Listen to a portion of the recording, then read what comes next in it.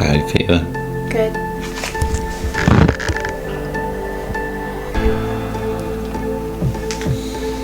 I'm supposed to start my period today, but I'm not. I brought stuff just in case. But I'm gonna control the controllables, but it's fine.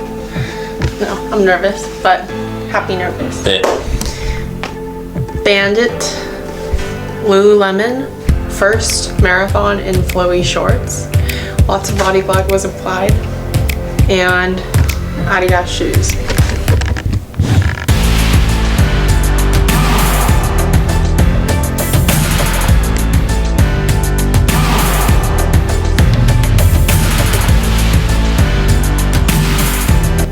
Mile graph, what's he writing there?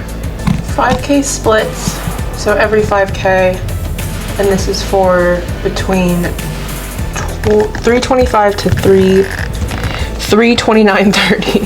But Sally coming in with the info box. Actually, the first time Sally's given me splits all year. I feel like that's a good sign.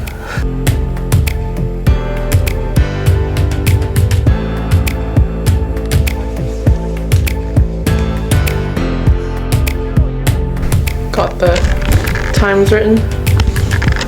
Time to go. Stay hydrated, boys.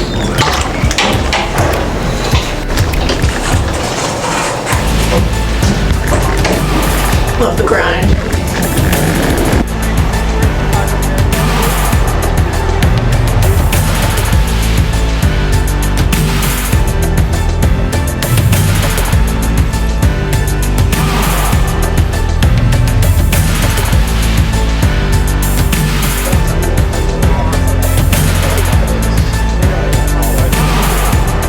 Blue, and I have like white. You got one. Yeah. How do you want it? Hot on my side. Sorry. Ooh, put it on that.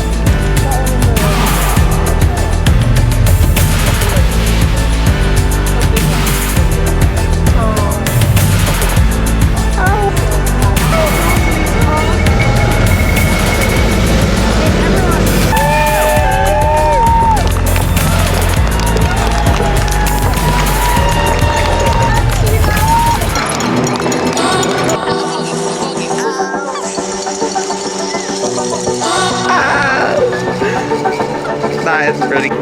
Wow!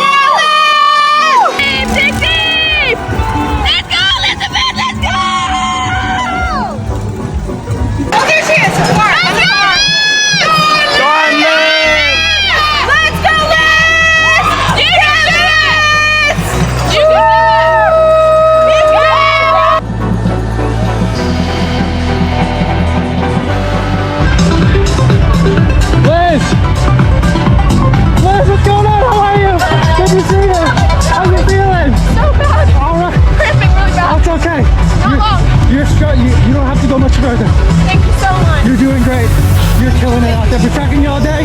You've been doing fantastic. Thanks so much. Keep it going, keep it going. Have a great day.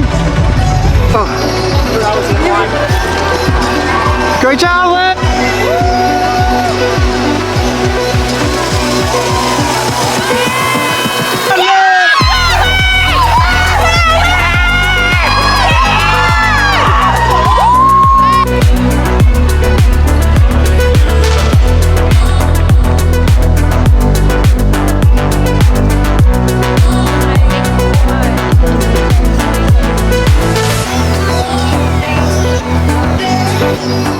Give us a little race recap. How you feeling? It was fucking a fight from start to finish.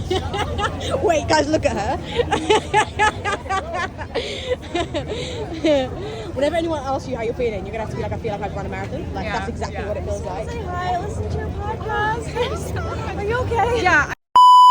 Okay, hello and welcome back to the YouTube channel, or if you are listening on the podcast, welcome back to the podcast. I am doing what I always do after a marathon. It is time for the race recap. Now, I mentioned this on my Instagram stories. If you follow me, you would have already heard this, but if you haven't, I am just gonna say it here. I typically will do all of my race recap plus Q&A from you guys in one video or one podcast format. There is a lot that I want to say and share, so I just feel like if I were to do that plus the Q&A, we would be here a long time. So I'm going to split it up, and today we are just going to be talking about my personal race experience and talking about like everything that I have collected in my head and from start to finish, and I just want to talk about that before we delve into some of these questions next week. And so that'll be like a latter video / podcast episode next week. But like genuinely, when I got the questions that you guys sent in on Instagram, I was like, a lot of these topics I really want to do a deep dive on. I want to go into detail with and just talk about it longer than I probably would have initially planned. So that's going to be a separate video /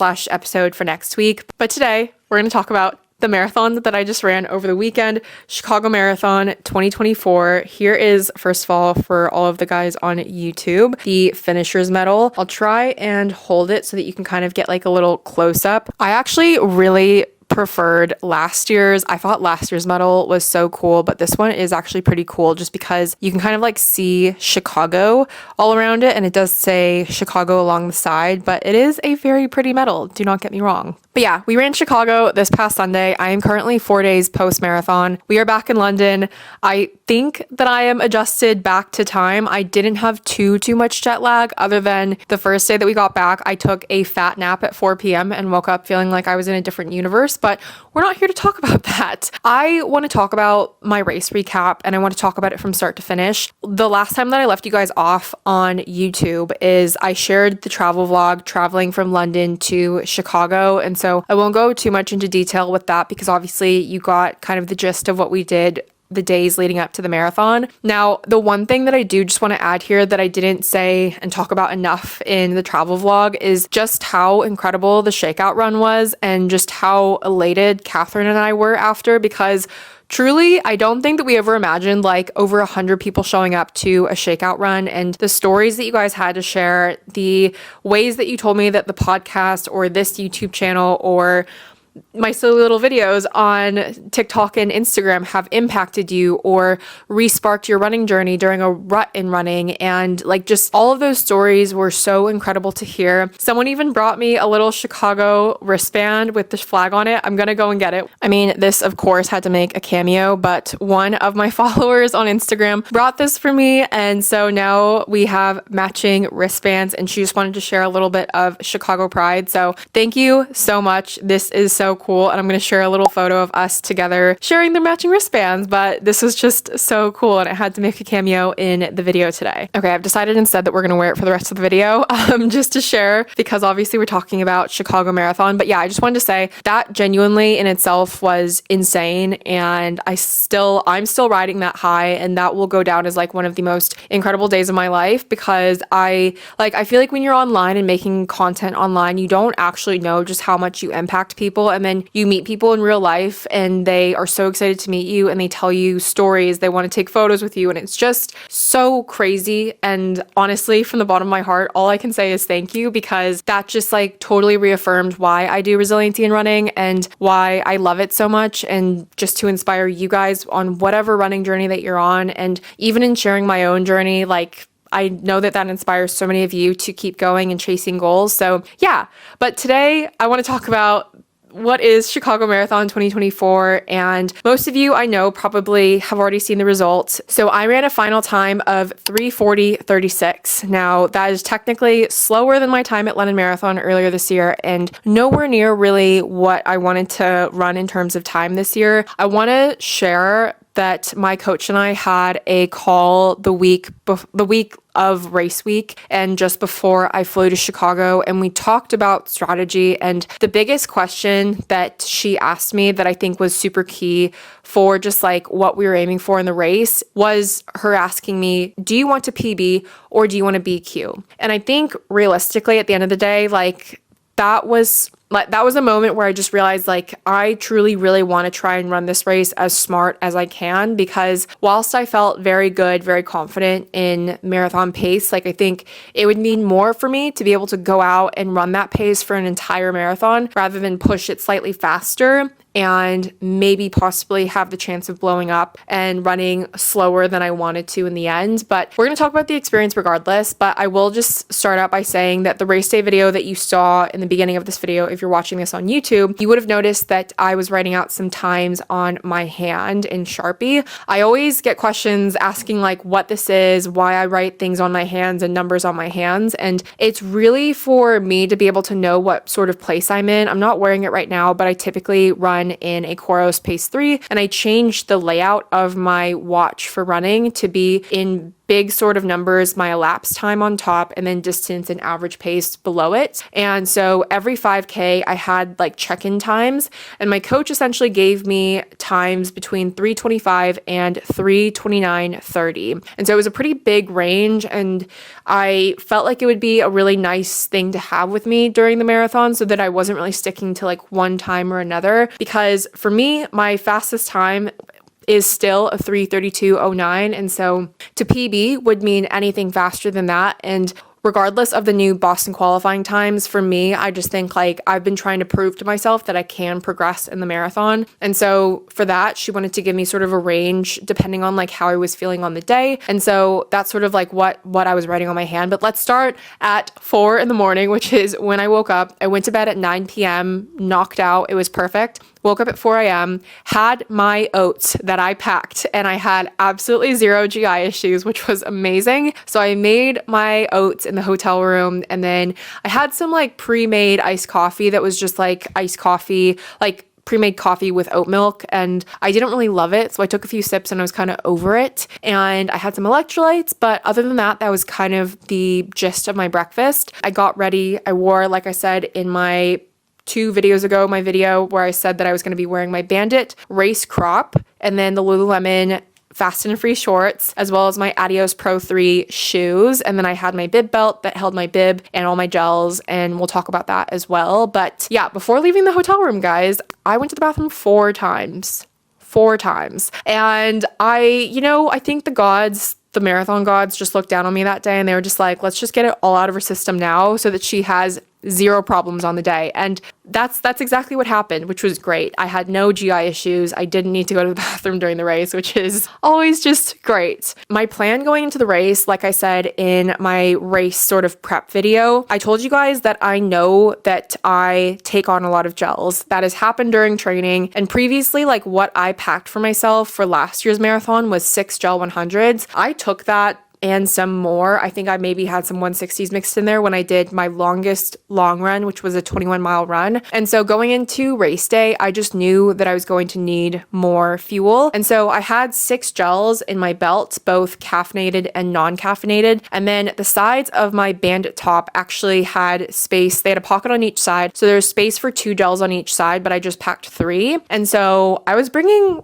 a lot of gels with me. I was bringing 9, and there were a couple of gel 160s in there, so not just gel 100s. And so packed everything up, got ready, headed to the start line. Well, first I met my friend Sarah, who is the one who gave me the glitter that went along the sides of my face, which I did get some questions on. We took some really cute photos when she was applying it to my face, and I've been getting some questions around where that's from. I think she said she got it from Amazon, so it just came in like a little tube, and she was honestly just bringing it to give people some glitter on race day, which I thought was really sweet. And yeah, I just feel like it just like makes you feel a little better and like makes you feel a little more like glittery and sparkly and put together. But yeah, we got there super early. So like we met at 5:30, walked down, and we were going through security, and we were like going to the portaloos at 5:59 a.m. is what my Instagram story like time said, or the timestamp. And there was nobody in line. So like we had it to ourselves, and then we went to like the bag drop area, and then a ton of people were just sitting around that area, and they were just like sat on the ground because obviously like for some of us, I know for me at least, like what I'm bringing in my little like bag drop bag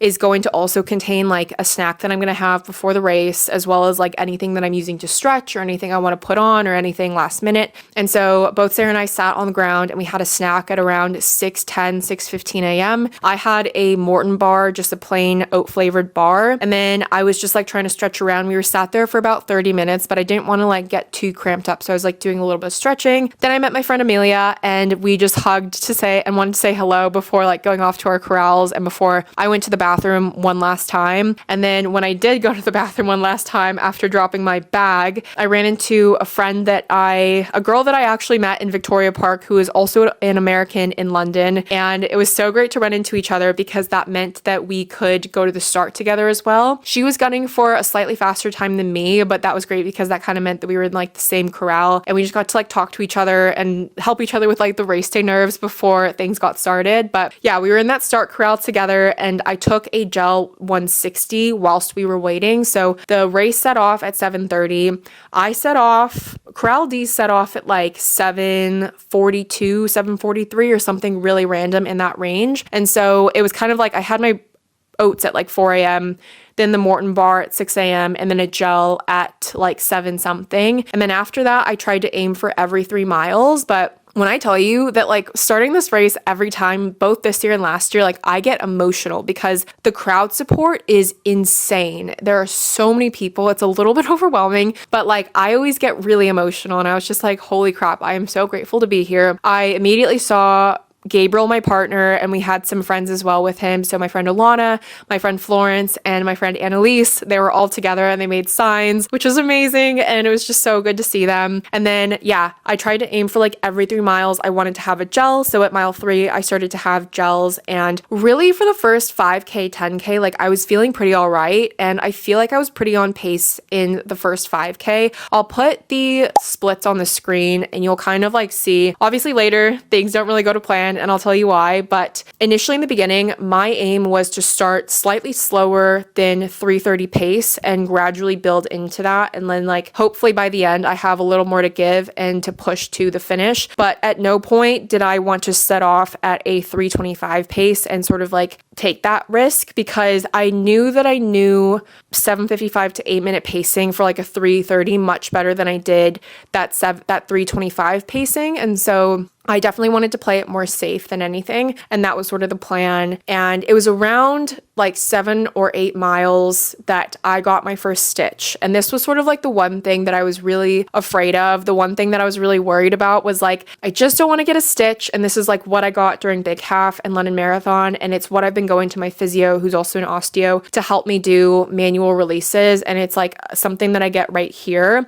Like I said in a previous video, at this point in time, he thinks it's either an issue with my diaphragm or my intercostal muscle that's like sits right here. But I did get a stitch that came on, and it wasn't too bad. I do get some that are like super painful, and that happened to me at both Big Half and London Marathon, but I'm happy to say that this one wasn't too bad.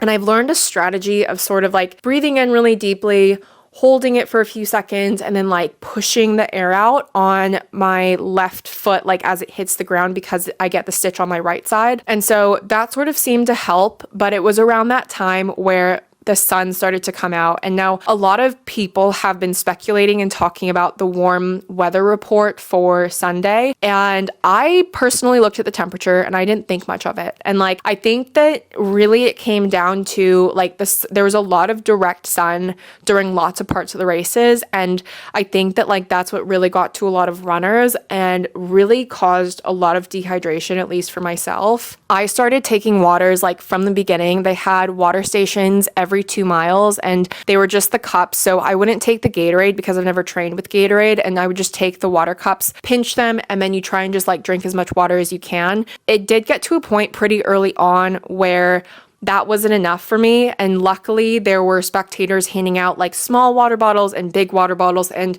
throughout the race, I just ended up taking more and more. And something that was interesting is that like my coach and I used to think that my stitches were from the handheld water bottle that I used to run with. And I used to like, squeeze it and suck in water. So she thought that it was like a combination of the air and the water. But when I was like sucking down water during this race on Sunday, like I had no stitches. So I don't think it's that. But yeah, I could not be more grateful for the people that were just like randomly out there like handing out water that they had brought or purchased with their own money to give to runners, because honestly like that helped me so much. And it sucks because like I really tried to prepare for the weather. I tried to drink as much water as I could during the week, electrolytes, all of these things to prepare. I had salt stick shoes before I ran. I've never trained with them like during a run, which I think will be something that I change in my next training cycle. But the heat definitely started to get to me, and I will tell you just how much. So the sun started to come out and I put my sunglasses down that I previously just had on top of my head. And I'm going to be honest, at around 13 to 15 miles, I sort of just knew that it wasn't my race, because I could feel the pace for some reason starting to feel like a bit of a fatiguing effort, which is really disheartening for someone that feels like they had such a good training block, where I feel like I was hitting marathon pace 95% of the time that I was doing these sessions, and I felt really confident, and it got to a point where it just felt effortless. Now, granted, like the UK does get warm some weeks of the summer, but we don't have like scorching hot summers here. And so I think that the heat definitely played a part in it. I know that for a lot of people on this day, like they experienced a lot of cramping, and a lot of people needed medical attention. I heard after the race that some people even needed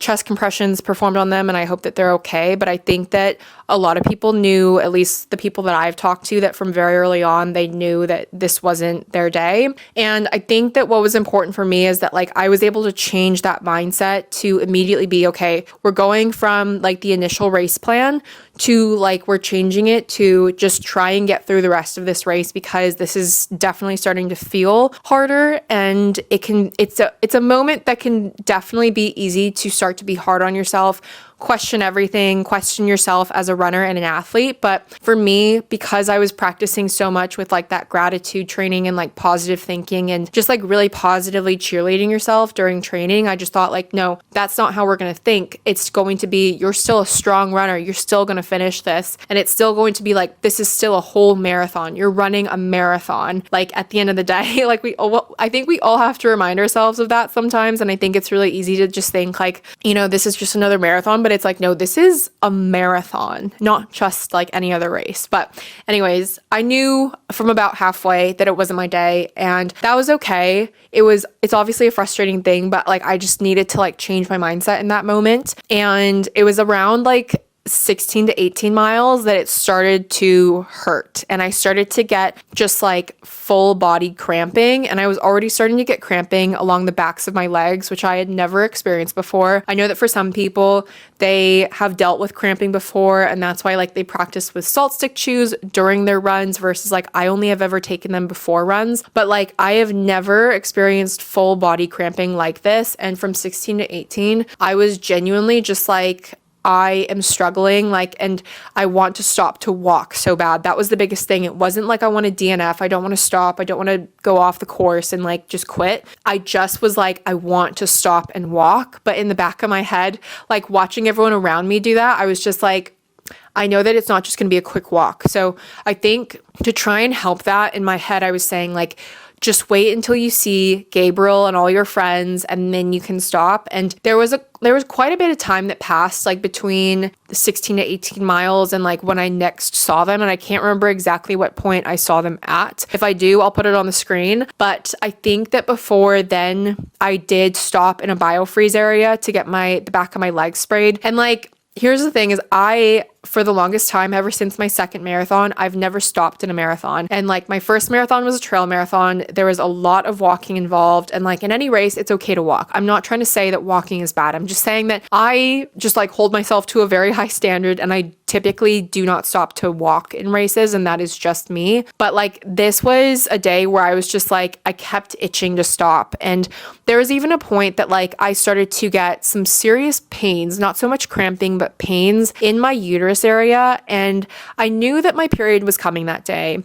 And I was trying to reframe it and be like, my period is my superpower. I have trained on my period. I know that I run strong on my period. But when I was speaking to my coach after, she actually mentioned that apparently that sort of pain down by your uterus, actually a lot of female runners that experience that either before they're about to get their period or whilst they're on their period do experience that full body cramping, which is very interesting to me and something that I'm going to talk to her more about and I want to like look more into because I find that really interesting because I mean, I guess in a way it kind of makes sense like why I was experiencing just like full body cramping, or it was just like, why is my body tensing up like this? And I don't know, it was just like quite a weird pain, but like those pains in my uterus definitely made me question like, should I stop at a medical tent? Like I've never had this pain before, never during a period, never during anything. Like what is going on with my body? But they would sort of come and go. So I knew that like, you know, the pain was bad enough that I was like wincing in the face, but I just sort of like would ride them out and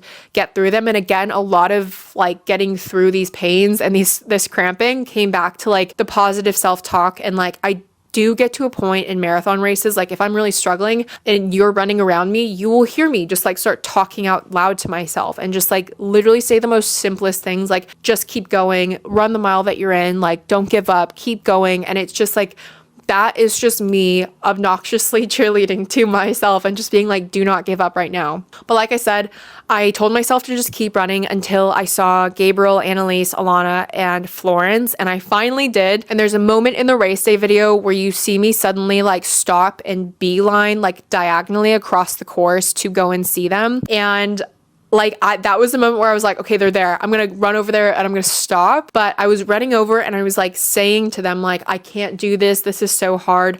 And my friend Annalise was the one that was like, no, you can't stop. And like, you see me like directly, like just like keep going. And so like, I went from like running towards them to just like, I keep going on the course. But genuinely, like I was so prepared to stop had she not said that. So I'm so glad that she said that. But after that, we sort of start to get into the 20-mile range. And I feel like this is like where it really does start to get hard. I think that probably one of the most frustrating things for me on the course is just like that the water stations were every 2 miles. And I'm not annoyed at the water stations. Like everyone and their mother was needing that water and Gatorade on the day. But the fact that it was every 2 miles, it was just like a little bit cramped on the roads and it would kind of like spill into the road. And then obviously you start to get like all the trash on the floor and the cups on the floor and it's sticky and you're tripping over cups and stuff. It's just a little bit, it's such a minute thing, but just like something to definitely think about if you're ever considering like a big marathon world major is like not only that, it is like everything else that they talk about. Like with 54,000 runners, you are constantly weaving in and out of people, and that might be why that you look at your watch afterwards and you see like 26.5 instead of 26.2. And I don't know, there are a number of things, and I'm not saying this to say that I'm like upset with it because I was taking water every single water station every 2 miles, but definitely just something to consider. Something that was great, like I mentioned at the beginning, is that they did have Morton on the course. And even though I had brought 9 gels with me, I had that one at the start and then I was having them every 3 miles. And when I did start to struggle, I just told myself, like, just listen to your body. If you need the fuel now, you need it now.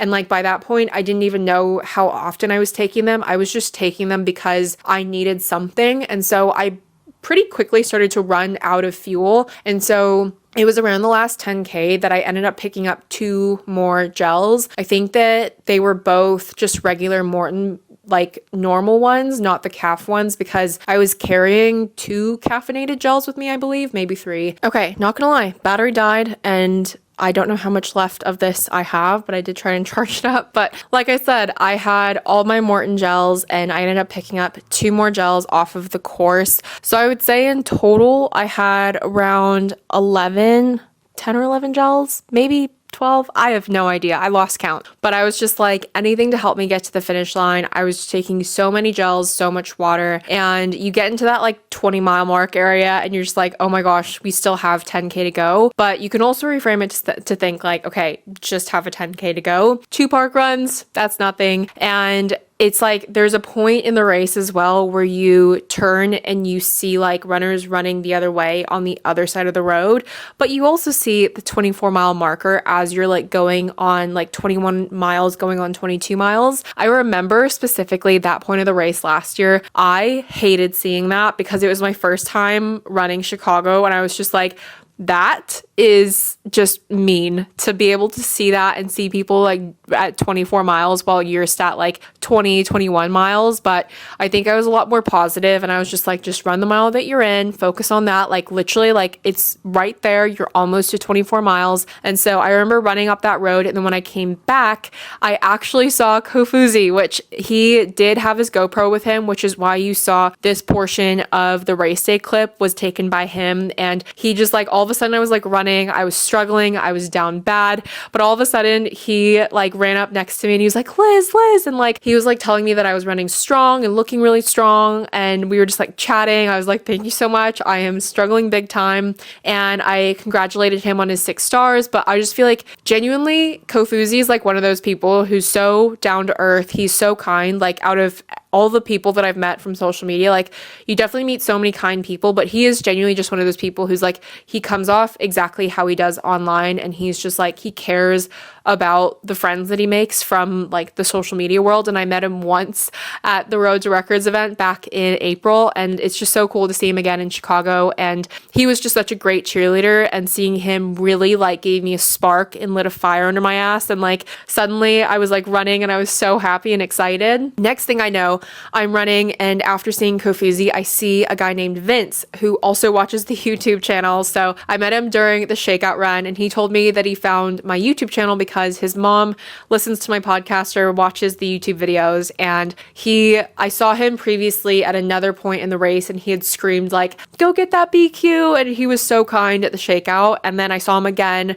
at this point in the race around 40K, 39K, and he took some really sick race day photos, and I'll put them on the screen here. They were so good and I loved them, and it was so great to see a familiar face again. And then I just felt like suddenly going into the final kilometers of the race, I had a fire lit under me, and I was just like, okay, there's not long to go.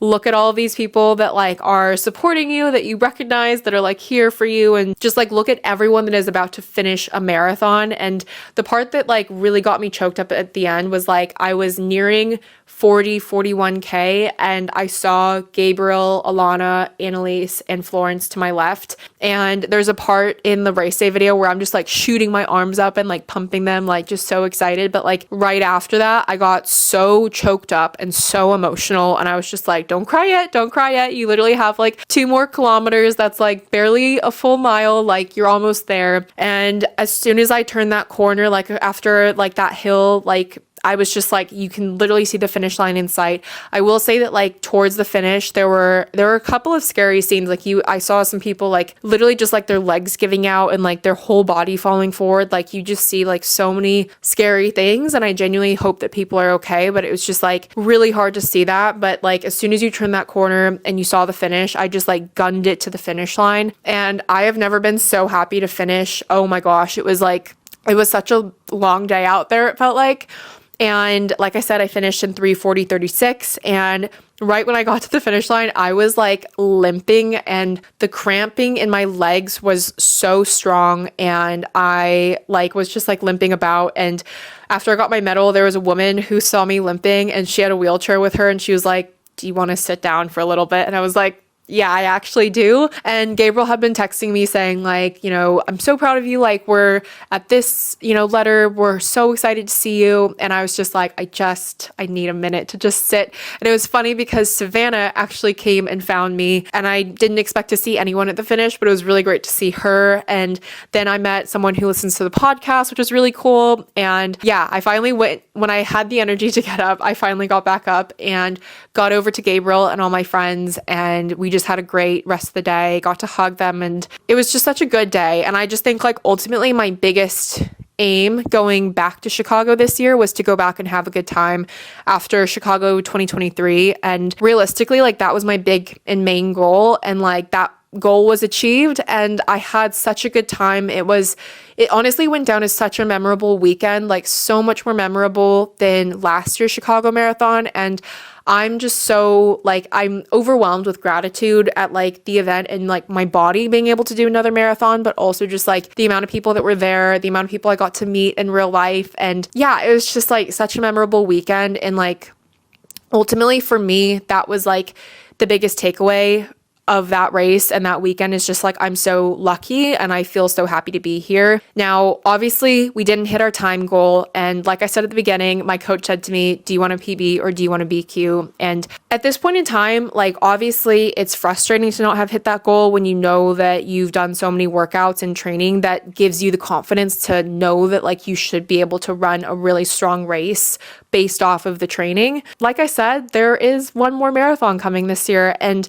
whilst I am taking a week off this week, we will start training again next week. And I will share with you guys very soon what marathon that is. But a lot of you have already guessed it. It is in December and it is coming in about like 6 or 7 weeks time. And at this point in time, I can happily say that my coach and I, we have yet to talk properly on the phone, but she has already said to me, like, if you want to go and give it a proper go again in December, you need to take this week off and just properly rest. So that is what we're doing. And that is my full race recap. But like I said, anything that I didn't mention, that I didn't talk about today, I know we'll probably cover in next week's video / podcast episode. So many good questions that came in, and like genuinely, like I'm just really excited to dive into those. So stay tuned for next week because those are going to be really exciting. But otherwise, I hope that you enjoyed the video. If you did, make sure to give it a big thumbs up and comment down below if you ran last Sunday, if you have an upcoming autumn or winter marathon, and how you're feeling about that. If this video gave you any inspiration, I genuinely hope it did. And the battery signal is flashing at me again, so don't forget to subscribe because I upload a new video every single Friday. And don't forget to rate the podcast if you listen on Spotify or Apple Podcasts. I will see you in the next video or podcast episode, and I am so grateful for you. Goodbye.